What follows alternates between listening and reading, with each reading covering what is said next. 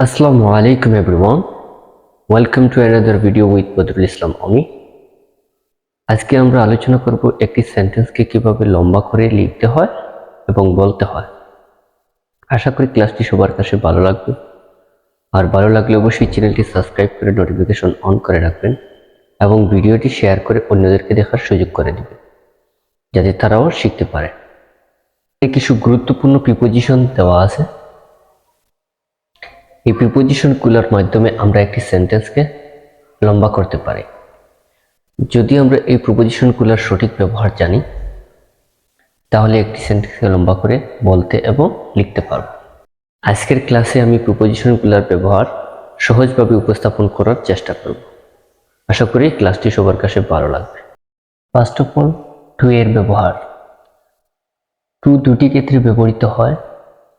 Two এর এক নম্বর ব্যবহার, বাংলা উচ্চারণের শেষে যদি তে বোঝায় তাহলে টু বসে। বাংলা উচ্চারণের শেষে যদি তে বোঝায় তাহলে টু বসে।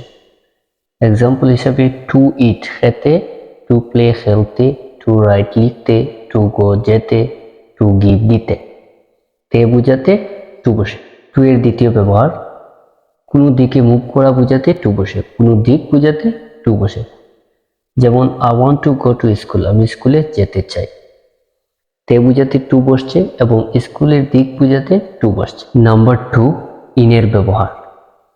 কোনো কিছুর মধ্যে বোঝাতে ইন বসে এবং বড় স্থানের নাম বোঝাতে ইন বসে। Example, I work in Sylhet, আমি সিলেটে কাজ করি। আই স্টাডি ইন স্কুল, আমি স্কুলে লেখাপড়া করি। নাম্বার থ্রি, এটের ব্যবহার। ছোট স্থানের পূর্বে এট বসে এবং সময়ের পূর্বে এট বসে। Example, I live in Sylhet at Gowainghat, আমি সিলেট গোয়েনঘাটে থাকি। সিলেট থেকে গোয়েনঘাট ছোট, এই জন্য অ্যাট বসছে। Next example, I go to school at 10 AM, আমি সকাল 10টার সময় স্কুলে যাই। সময়ের পূর্বে অ্যাট বসে, এই জন্য অ্যাট। নাম্বার ফোর, অনের ব্যবহার।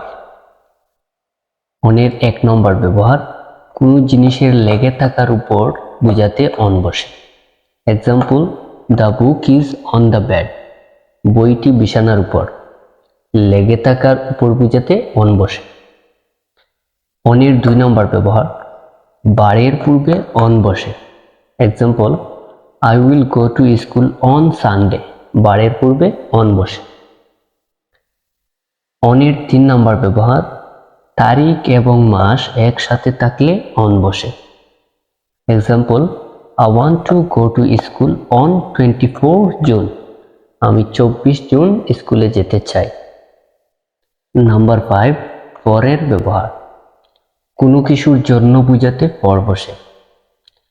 কোনো কিছুর জন্য বোঝাতে ফর বসে। Example, I will go to school for you, আমি তোমার জন্য স্কুলে যাব। কোনো কিছুর জন্য বোঝাতে ফর বসে। নাম্বার সিক্স, ফ্রম এর ব্যবহার। কোনো কিছু থেকে বোঝাতে ফ্রম বসে। কোনো কিছু থেকে বোঝাতে ফ্রম বসে। Example, I will learn English from YouTube, আমি ইউটিউব থেকে ইংরেজি শিখব। কোনো কিছু থেকে বোঝাতে ফ্রম বসে। নাম্বার সেভেন, অফ এর ব্যবহার। বাংলা উচ্চারণের শেষে যদি এর বোঝায় তাহলে অফ বসে। Example, I want to buy a book of Safin, আমি সাফিনের একটি বই ক্রয় করতে চাই। বাংলা উচ্চারণের শেষে যদি এর বোঝায়, সাফিনের একটি বই ক্রয় করতে চাই, এর বোঝানোর কারণে অফ বসছে। I want to buy a book of Safin, আমি সাফিনের একটি বই ক্রয় করতে চাই। নাম্বার এইট, বাই এর ব্যবহার। কোনো কিছুর মাধ্যমে বা দ্বারা বোঝাতে বাই বসে। কোনো কিছুর মাধ্যমে বা দ্বারা বোঝাতে বাই বসে। Example, I go to school by bus, আমি বাসে করে স্কুলে যাই। কোনো কিছুর মাধ্যমে বা দ্বারা বোঝাতে বাই বসে। নাম্বার নাইন, অ্যাবাউট এর ব্যবহার। কোনো কিছুর সম্পর্কে বা সম্বন্ধে বোঝাতে অ্যাবাউট বসে। কোনো কিছুর সম্পর্কে বা সম্বন্ধে বোঝাতে অ্যাবাউট বসে। Example, I want to talk about Bangladesh, আমি বাংলাদেশ সম্পর্কে কথা বলতে চাই। সম্পর্কে বা সম্বন্ধে বোঝাতে অ্যাবাউট বসে। নাম্বার 10, অ্যাগেইনস্ট এর ব্যবহার। কোনো কিছুর বিরুদ্ধে বোঝাতে অ্যাগেইনস্ট বসে।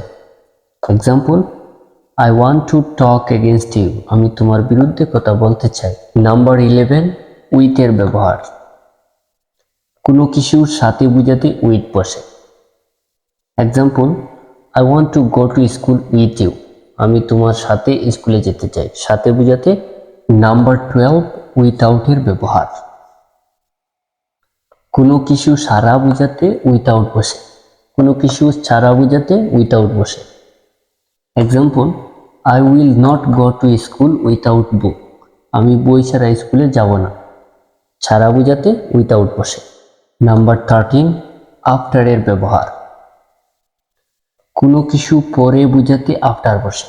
কোনো কিছু পরে বোঝাতে আফটার বসে। যেমন, I will go to school after 10 AM, আমি সকাল 10টার পরে স্কুলে যাব। কোনো কিছুর পরে বোঝাতে আফটার বসে। নাম্বার 14, বিফোর এর ব্যবহার। কোনো কিছুর আগে বোঝাতে বিফোর বসে।